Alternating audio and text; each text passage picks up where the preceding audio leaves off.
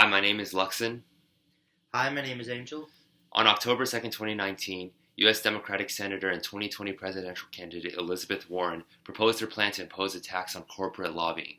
Her plan is as follows. If a company or organization spends between $500,000 and $1 million on lobbying annually, they must pay the government 35% of that amount as taxes.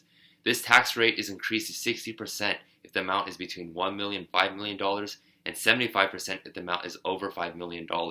The money from this tax would go towards a lobbying defense trust fund, which would focus on stifling corporate influence on government policies, as well as an office of public advocate, which would push for policies that would benefit the American people.